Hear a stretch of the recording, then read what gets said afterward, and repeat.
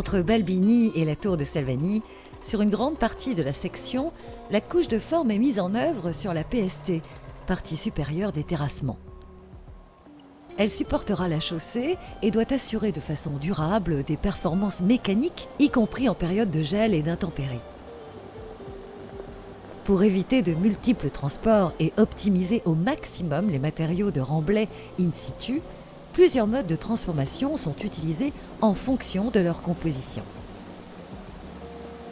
Dans la Loire par exemple, près du pont Marteau, la couche de forme est constituée de matériaux rocheux concassés. La granulométrie et le nombre de couches est déterminé par le laboratoire en fonction de la nature de la PST, partie supérieure des terrassements. Dans le Rhône, entre le pont-rail de Pontcharrat et le viaduc de la Brévenne, la couche de forme est réalisée essentiellement à partir de stocks limoneux et argileux. Un premier traitement à la chaux diminue leur teneur en eau et améliore leurs propriétés géotechniques en floculant l'argile qui les fait passer d'un état plastique à un état solide, friable et facile à travailler. Pour assurer sa portance, ce matériau cholé subit un second traitement avec l'ajout de liants hydrauliques. Celui-ci se réalise dans une centrale car il demande une régularité des dosages en ciment et en eau et une très bonne homogénéité du mélange. Tous les dosages sont calculés par les laboratoires qui effectuent quotidiennement des prélèvements hygrométriques et des différents essais. Le mélange obtenu est chargé au fur et à mesure de sa fabrication, puis transporté jusqu'au lieu de réalisation.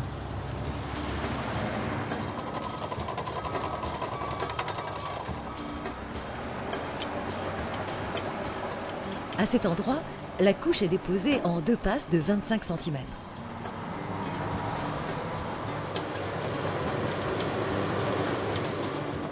Elle est ensuite compactée puis rabotée pour un réglage final qui enlève la surépaisseur due au compactage partiel.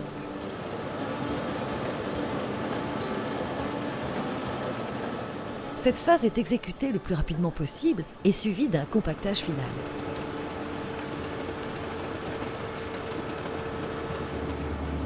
Pour maintenir un état hydrique constant durant la période de prise et de durcissement de la couche de forme, une protection de surface est mise en œuvre. Elle permettra aussi, par la suite, la circulation des engins du chantier. Il s'agit du gravillonnage.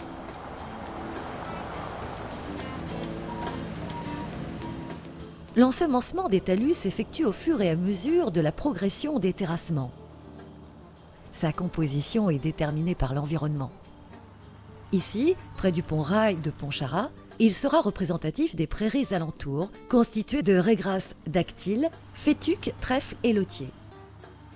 Cet ensemencement est réalisé à l'aide d'un hydrosemoir. Dans sa cuve remplie d'eau, les graines sont mélangées à de l'engrais organique et à de la cellulose pour que celle-ci adhère à la surface des talus. Sur toute la section, 41 bassins ont été construits pour récupérer l'ensemble des eaux issues de la plateforme autoroutière lorsqu'elle sera en service. Ces bassins sont à la fois écrêteurs, décanteurs et désuilleurs. Pour assurer ces fonctions et éviter toute forme de pollution, il faut les rendre parfaitement étanches. La première opération consiste à déposer une couche de géotextile sur tout l'intérieur du bassin pour éviter que la partie étanche qui vient par-dessus ne se perce au contact du sol. Dans un second temps, les rouleaux d'étanchéité sont déployés, ajustés et soudés. Une fois que toute l'étanchéité est réalisée, pour pouvoir végétaliser le bassin, on dépose un nouveau géotextile qui protégera la couche étanche. Dans la Loire, les enrobés ont démarré à l'automne. Ils sont réalisés dans une centrale d'enrobage à chaud où l'on mélange gravier, granulats concassés, sable et un liant hydrocarboné appelé bitume. Fabriqué aux alentours de 180 degrés, l'enrobé est stocké en trémies puis chargé dans des bennes qui sont bâchées pour son transport à chaud. Il est mis en œuvre à une température de 150 degrés par un finisseur qui le répand de façon homogène en fonction de la hauteur de couche demandée.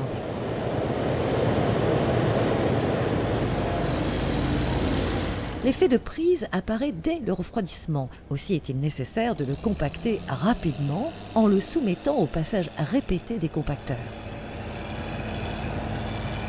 Dans le Rhône, la plateforme autoroutière commence aussi à dérouler son ruban d'asphalte. En général, sur chaque moitié d'autoroute, les entreprises réalisent quotidiennement 800 à 900 mètres pour les 2 premières couches qui sont les plus épaisses et 1400 mètres pour la couche de roulement.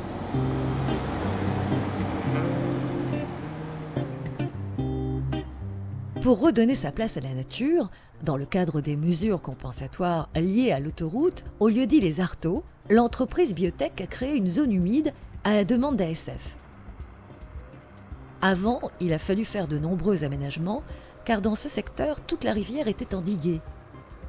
Pour que le cours d'eau retrouve une pente naturelle, il a fallu tout d'abord araser le toit des terrains qui avaient été remblayés à une certaine époque pour cultiver du cassis. Pour recréer des surfaces inondables, la côte des terrains a donc été rabaissée. Toute cette zone sera ensemencée et, pour donner un petit coup de pouce à la nature, depuis quelques jours, l'entreprise effectue de nombreuses plantations. Tous ces arbustes sont des espèces indigènes comme le saule, l'aulne ou le frêne. Au total, c'est plus d'une quarantaine d'espèces qui peupleront toute cette zone, choisies en fonction de leur implantation sur le site.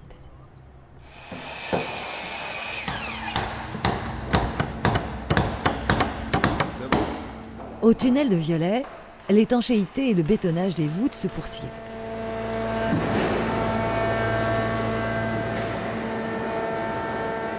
Plus de 6500 mètres ont déjà été réalisés.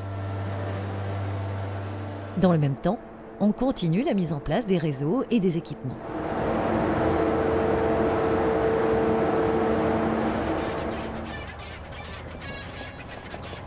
Au tunnel de Bussière, le radier, les banquettes, l'étanchéité et le bétonnage des voûtes se sont achevés au début du mois de décembre.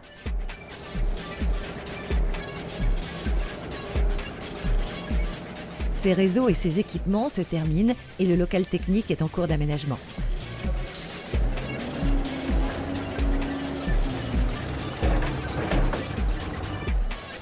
Dans le tunnel de Chalossé, toute la partie génie civil est terminée. Les équipementiers sont à pied d'œuvre. 4 mois leur seront nécessaires pour l'installation de l'éclairage et la mise en place des équipements de sécurité. Les casquettes des 2 têtes de ce tunnel ont été remblayées.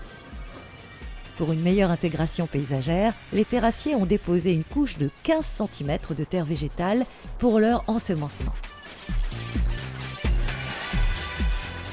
La fin du lancement de la charpente métallique du tablier du viaduc de Goutte-Vignoles a eu lieu au début du mois de décembre 2011.